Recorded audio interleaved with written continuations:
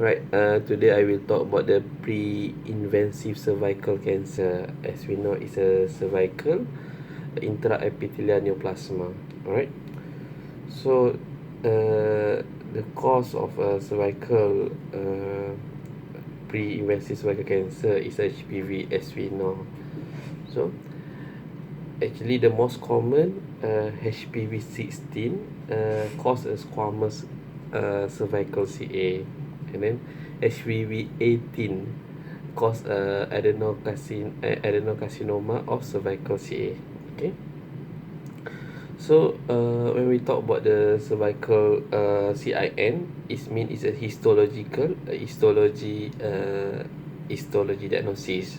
Before that is a cytology, which we can obtain from the cervical smear, which mean during we did the pap smear or liquid based cytology.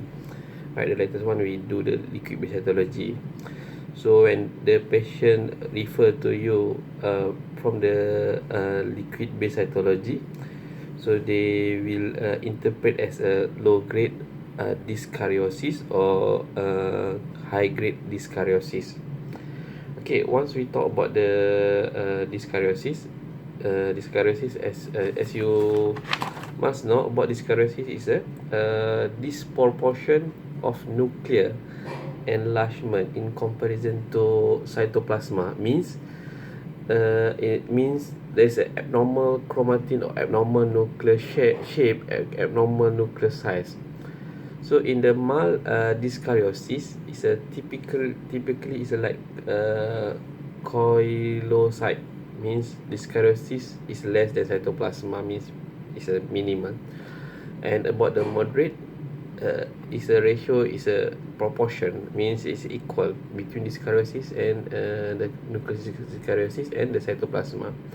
In this severe, is mean is a nucleus is enlarged or more dyskaryosis picture compared than neoplasma. And then the variable of shape and size are hyperchromatosis. Okay, that's about the dyskaryosis that we can obtain from the cytology smear as a liquid based cytology. In terms of cervical intraepithelial neoplasma, they divide into CIN1, CIN2 and CIN3. Okay, the latest apa tu, so it actually depend on the degree of cell differentiation. First, depend on nuclear abnormality, cell stratification, and the proportion of the thickness of undifferentiated epithelium, means the thickness of involvement, the penetration. So for the CIN1, it's actually it start from the basal membrane of the epithelium. Okay, epithelium basal membrane. So from the CIN1 means the nearest 1/3 from the basal membrane if involvement with the epithelial dyskaryosis picture, atypical of epithelium. Okay, for is a mild dysplasia, and then is a 1/3 of the, if we see the picture, is a like 1/3 of epithelium that below at the basement membrane. Okay, this is CIN1. And then is a, if cytology is a low grade apa tu, low grade of dyskaryosis.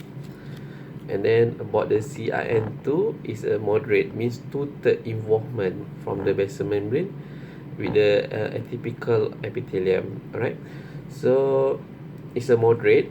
And then CIN3 is a full thickness of epithelium is involvement. Right, is a high grade. Okay, from the latest modified system, they include low grade CIN and high grade CIN. So in low grade CIN is a CIN1, high grade CIN is a CIN1, CIN2 and CIN3. CIS is also including inside CIN3. Okay, but the recommendation is a 3-tier terminology because it's allow direct correlation between cytology and histology. Had first. Number two is easy for continuation of database because all the country already accept the previous CIN grade, CIN2, CIN1, CIN2, CIN3. So about CIN is as we know, is a pre-invasive stage of cervical cancer.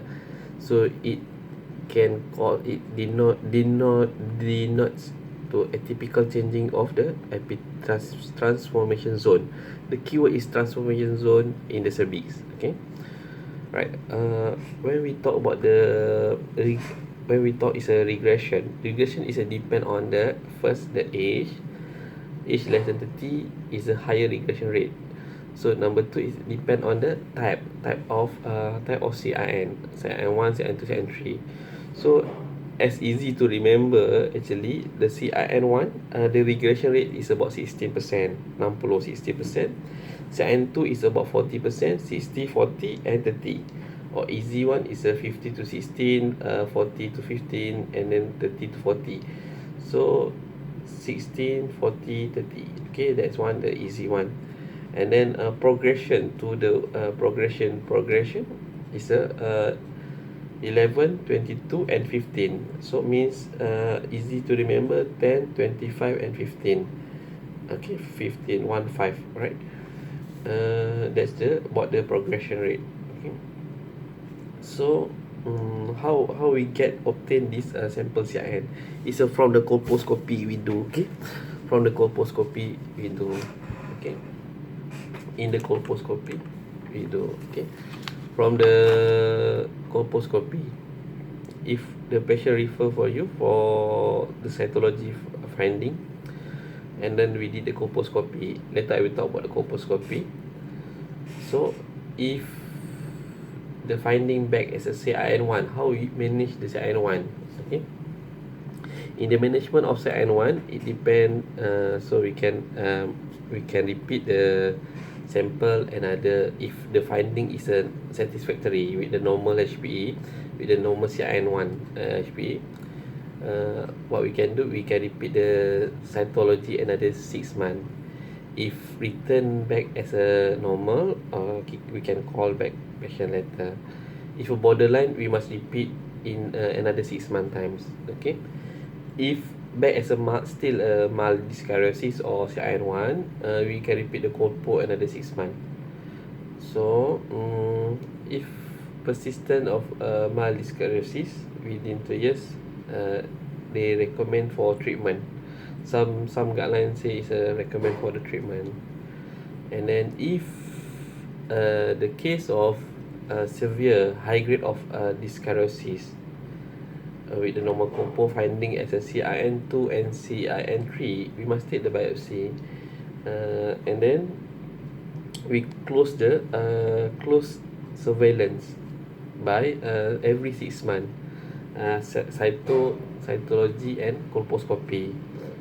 And then if persistent of high grade cytology, high grade dyskaryosis, treatment CIN2, CIN3, treatment is advocate at this time. So there is a two type of treatment. So first is a ablation therapy and another one is a excisional therapy.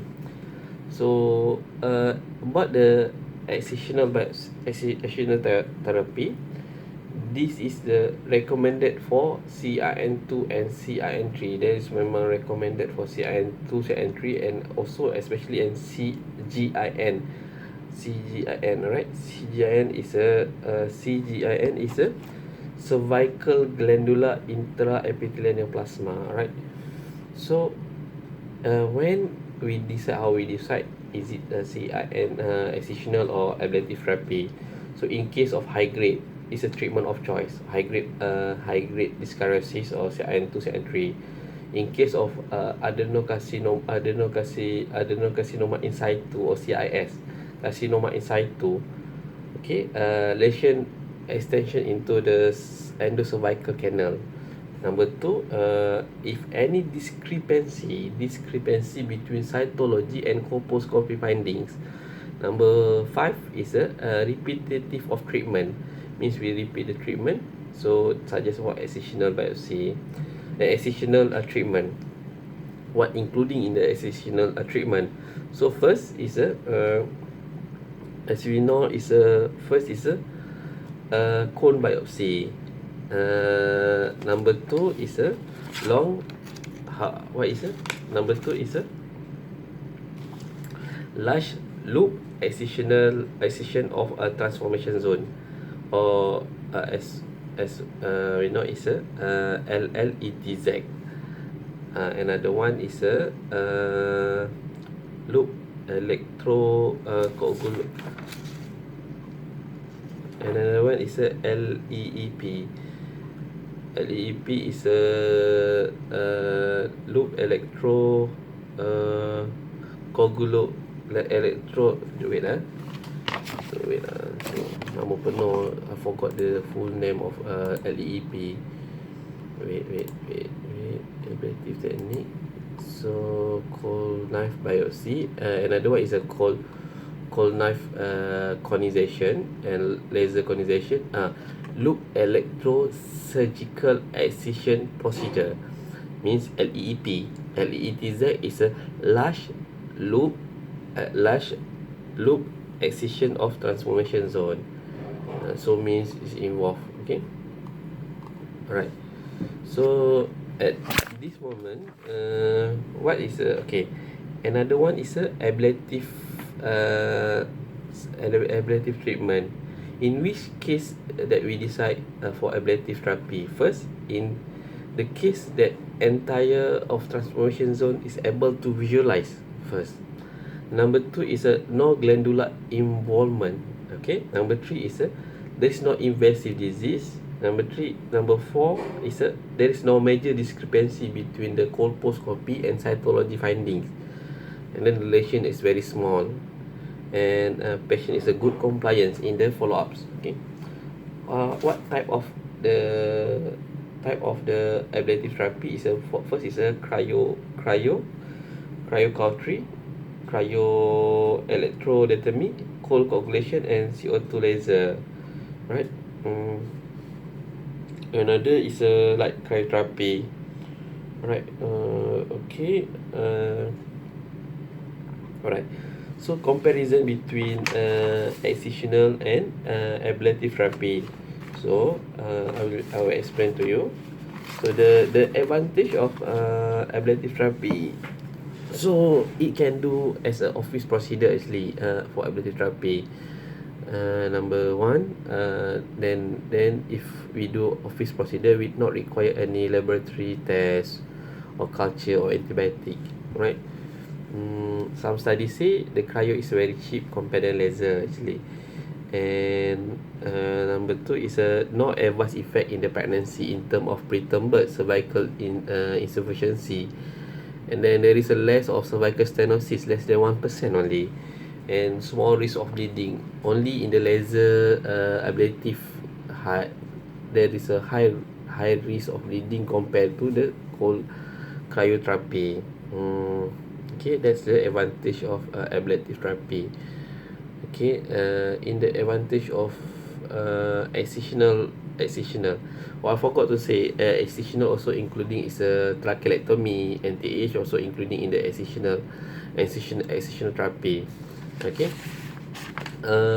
In term of excisional, so actually excisional is a good for high grade dyskaryosis, and then if we can catch any endocervical involvement, invasive disease.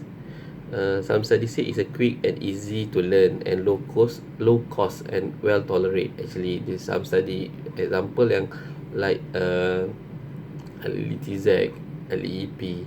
Next one is a cone biopsy. It say it's a quick and easy to learn, right? In term of adverse effect is as we know, see and treat. What the happen if we see and treat only? So see and treat mean that we may over treatment. Okay. Number two is there is a advanced pregnancy effect. So, for example, there is a cervical insufficiency issue and cervical stenosis. Alright. Uh, in terms of preterm births or miscarriage, preterm births, if the excision more than 10 mm. So by study say, there is one study say, if excisional are within 10 to 14 mm, there is a chances 9.6% risk of preterm births. Right. So number one, if 14, 15 to 19 mm, right, there is a 15% of preterm births. More than 20 is about 80% of preterm births. Okay. Cesarean section because of we did the abdominal circlage because issue of cervical insufficiency. Alright. In case of which case yang we decide for hysterectomy for CIN.